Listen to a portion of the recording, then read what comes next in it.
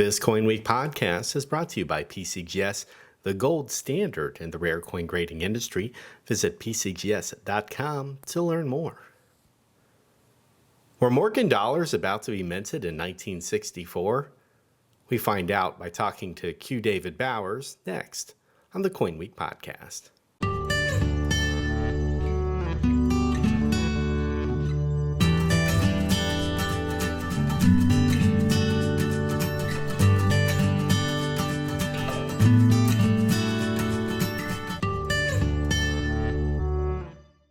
So, Dave, it seems like this week you've been making some news regarding recent discoveries at the United States Mint. Well, we went there as a research group. It's interesting. We did see undiscovered, unknown to us, what you call hubs or hub dyes. Not working dyes that were either used to make working dyes for 1964 dated Morgan dollars, or else someone thought about enough to make, steel cylinder hubs that, took a while to do, and also for peace dollars of 1964. These were completely unknown to me, and of course I've been in the mint, I've been in the mint 101 times in my life, but I think these have just recently been discovered. A lot of things have not been checked. They have two very fine archivists, professional archivists, not numismatic archivists, who are working on the mint's things. We gave them, Whitman sent them some books, including the Judd book, so they could help identify, there's some patterns and things that were never used. These are in forms of galvanos, not coins. So Whitman's been trying to help out as much as we can, and also, we've tried to help the mint in any way, shape, or form. But this was a very nice discovery, and it was sort of spectacular. We weren't expecting it, and it was really neat. Did you get to closely observe the specimens? Yes, I actually touched them, or was two inches from them. I mean, these are right in front of us. They weren't at a distance. They were in a container, face up, and Dennis took some pictures of them. They were, we could have spent all the time we wanted to with them. Was it your impression that these were done up anew? I mean, these weren't from the 1921 Morgan dollar master hubs, were they? No, these are of the older design, which was supposed to have been destroyed. But they also have other archival hubs and things that I didn't know they had, and I don't think they know they had.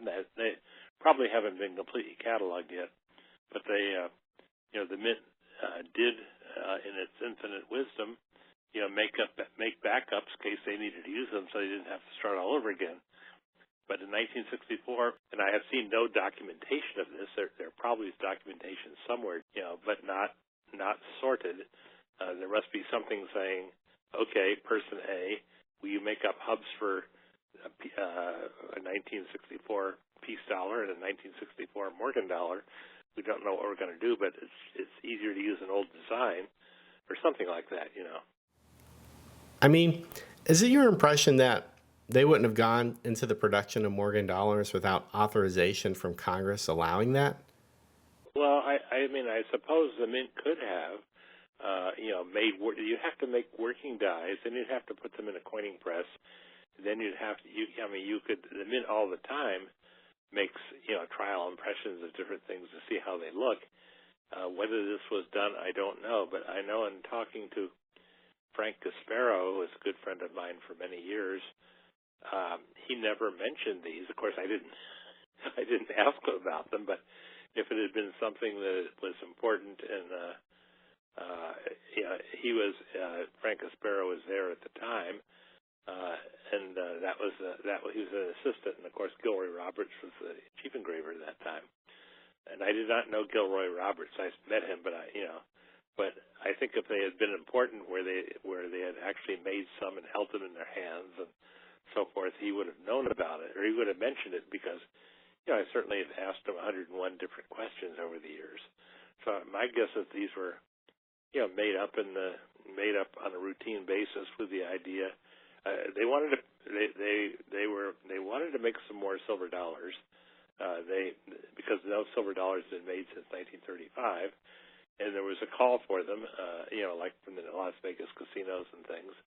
So they wanted to do that, and of course in 1964 they did make silver Kennedy half dollars and silver everything else. But then, as you probably know from reading Fern Miller and the Denver Mint and everything, the Denver Mint actually did make them, but then the international price of silver was going up, almost every week.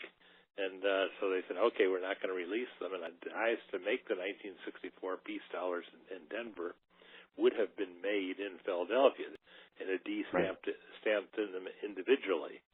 That was, at that time, Michael Iacocca was the person who stamped the mint marks in, and he would have done that for the working dies. But I just never thought to ask. Did you get a sense, looking at the peace dollar hub, what the 1964 D peace dollar might have looked like? These are hubs and master die. There were, if I remember correctly, there are two sets. There's one in relief and then one in intaglio. These were definitely not working dies, and of course they wouldn't have had D mint marks because the hubs wouldn't have D mint marks. But working dies would be able to be transferred from these and made, and we know that at least one pair of working dies was used in Denver. I mean, there must be some record somewhere that they made, and as I said before, 20 pairs of working dies for each mint or something. I don't know. And also, and this is pure speculation, but in 1962, 3, and 4, and so forth, and I was pretty much there when they did that. Silver dollars were used in Las Vegas on the gaming tables, okay? And toward the end of 1963 and 64, most of the silver dollars on the gaming tables were 1921s because they were the ones that really had no insignificant numismatic value. I mean, dealers, when they said they'd say, I want to buy a bag of 1,000 silver dollars, they'd almost always say, except 1921 Morgan. So my guess would be that sensing a demand for the casinos and not really realizing the price was going to go up beyond face, the logical place to have made them would have been in Denver because it's closer to Las Vegas. San Francisco Mint wasn't making coins then, and so maybe Denver was the only mint that got working dies. I don't know. I think Dennis and I will try to find that out. But on the other hand, if the papers have not been organized and sorted, we have no way of finding them until the archivists, maybe in the regular line of business, come across them. The Mint has a tremendous amount of correspondence, and I've seen a lot of it myself. Between engravers like Whitman in 1916 and Brenner, that has never been published. It's not necessarily numismatically dynamic, but it goes back and forth typically to say, well, we're looking at the models today, and are you coming to Philadelphia to check them out and things like that. Everything in carbon copy. But what they had in 1964, I just don't know. So who are you with? Describe for me, set up the story. So you're there at the Mint with Dennis, and you're there with... for many years, the Mint, Dennis and I, we've made a policy of visiting. There are four operating mints at the moment, okay? Of visiting them all, with official permission, detailing all their operations, photographing things, taking notes, and so forth, sort of archivally for Whitman publications, which is quid pro quo, because a new book it's in the press now. It's all about the mints and what each mint does and how it is. There's never been a book like this, and I wrote it, and it'll tell all about not only how that mint, how all these mints started, but it also goes into private mints like the USSA Office of Gold and the one up in Oregon. It's all about mints, public and private, that made circulating coins, and there will be a wealth of information about the mints that has never been in print before in any single publication. What they do and how they move things around, and how certain things are packaged in San Francisco and others someplace else, and a lot of detail. And I've been doing this for quite a few years, going back into the 1960s. I used to go to the Mint, and then under Donna Pope and Mary Brooks, former Mint directors, I went with cameras and took notes on, for example, the design of the Susan Anthony dollar and the design of the Eisenhower dollar. And I published a lot of this stuff already. But, I was one of the, maybe the only person in numismatics that, packed up, and sometimes I took a camera person with me and made trips to actually document things. I mean, any number of people went to, say, first strike ceremonies or something. But, I was very interested. For example, I used to know Mike Iacocca, and I remember Mike once said he put mint marks on coins, and he said, would you like to put a mint mark on a Roosevelt dime reverse? I said, oh, sure. So I did that and punched it in by hand. And I said, what I should have done is put it in the wrong position, or put it upside down or something. I was just kidding. So set up the story. Why were you at the Mint when you discovered the 1964 Morgan dollar working hubs? We were on a trip to the Mint. I don't remember whether we went taking pictures on the coining floor or not. One thing I wanted to do is to look at some of the archival material that I had looked at earlier but hadn't had a chance to study in detail, and also to photograph. Because they have tons of stuff. It was one of a number of trips I've made to the Mints over the years, but it wasn't because we thought we were going to find anything special. So when you made the discovery of the 64 Morgan and Peace dollar materials, what was going on that day? When looking around, here again, we've helped the archivists identify things like this is by Charles Barber or something, I don't remember exactly. They might have said, hey, we have some other things that aren't classified over here, because we went to a separate room. And we went there, and I had not been there before. But when going there, they would not have said, well, we have things that you haven't seen that you'll be amazed at.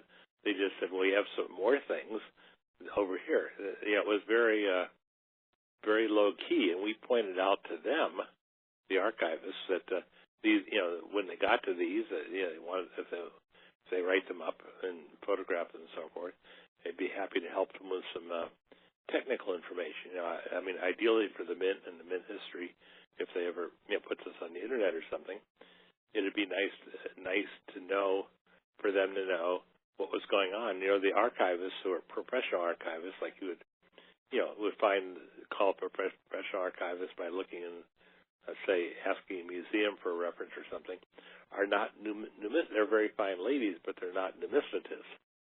So we were, trying to help them out, giving them information to the extent that they were ready to receive it. They were not ready at that time to say, okay, we're going to drop everything and start making notes over here, because they were still back in their main area. They have hundreds and hundreds of things. At what point did you realize you were looking at something remarkable? Well, I mean, I've seen a lot of stuff remarkable, very on, and going back a number of years, I remember in the 1960s and so forth, seeing a model for a half dime, silver half dime, to be made during World War II, with a Franklin design on it, sort of like the later Franklin half dollar, because they didn't want to use nickel. And I also am the editor of the Judd pattern book, but the pattern book, I mean, ideally someday Judd version, we now have 10 in print, Judd version 11 might be okay. In coordination with the Mint staff, we're going to illustrate a number of galvanos and plasters of unaccepted designs. Now, did you get my book on small dollars? Yes, I got the book at the A&A show, which is actually the first place where I saw that you had found the $1964. It's a great book. Well, if you look at that, you'll see a lot of stuff like proposals for Susan Anthony dollars that were never used, different reverses and different Eisenhowers, a whole bunch of stuff that has never been published before is in there. And that's the sort of thing they have more of. I mean, if I were to, I suppose write a book on commemoratives or something, I could find unadopted commemorative design, and there are any number. They're in metals, which is a little bit beyond my expertise. But I mean, there are many metal plasters and things, metals I've never knew existed. Maybe they never did exist. I mean, it truly has the potential to be an art museum when you think about it. Well, it's not set up yet in a museum. Well, they were planning to do that. They did open their visitor center a few years ago where you can come in and see a nice thing. I don't know what their plans are. I mean, you can't, it's a government agency, and whether they would plan to have, for example, galvanos in their visitor center and a changing exhibit, I don't know. You'd also have to ask how many people are interested. I mean, numismatists are interested. But if 100,000 people visit the Philadelphia Mint Visitor Center, how many people would even recognize the name of Charles Barber, I mean, I don't know, but they probably go on, like, what's most popular. Like the Smithsonian Institution, cleared out the National Numismatic Collection. At one time, they wanted to put in audio animatronic baseball figures like Babe Ruth. And they're what are people interested in? So depending on the leadership of the Mint and the Treasury Department and their budget, they could do a lot, or they could partner with the National Numismatic Collection, but there's not enough room in the National. It's a very small facility, so I don't know. If they asked me or asked Whitman, like, we'd like to mount an exhibit, educational exhibit, we would say, yes, we're at your service, absolutely free of charge, and do that. But we don't know what their plans are, and I mean, you really know as much as I do at this point. It just astonishes me to think about what has to be there, buried away, and what's yet to be discovered by the outside world. There have been many eureka moments in looking through galvanos and things where you say, oh my gosh, I didn't know that they made it. Well, the small dollar thing is the dollar book. When all those things are, like putting Eisenhower on instead of Susan Anthony on $1. They made up galvanos of that with the little 11 sided inside thing. I mean, no one knew that before. It's published for the first time. But I think anyone interested in modern dollars would say, hey, isn't that neat? And there are pictures of Sacagawea with and without initials in the book, and in an ornate blouse and in a non-ornate one, and that if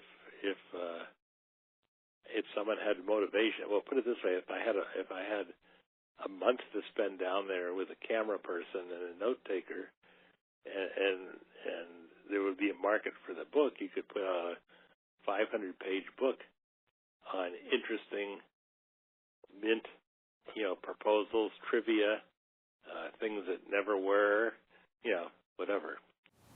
Well, it's truly an important discovery when you consider that no coin in contemporary American collecting is as mainstream and popular as the Morgan dollar. And to discover something so recent and yet still unknown, that's quite exciting. The Morgan dollar, by any evaluation, is the most popular early numismatic series.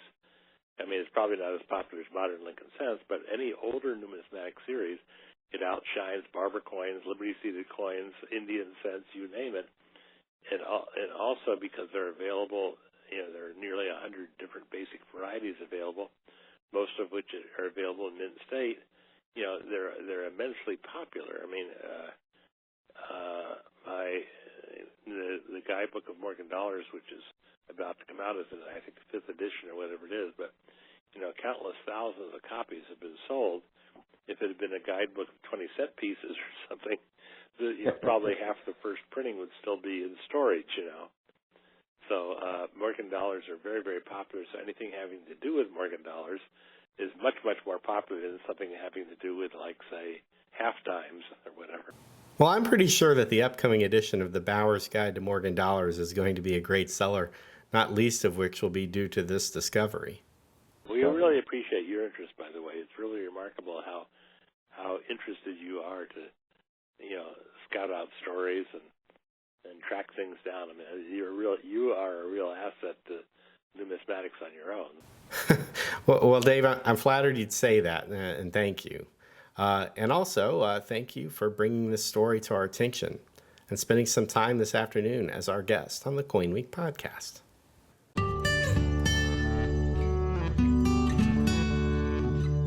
If you like this podcast, please share it with your friends. And remember, you can download all of CoinWeek's podcasts for free from the iTunes Store. For CoinWeek, I'm Editor Charles Morgan signing off. Happy collecting.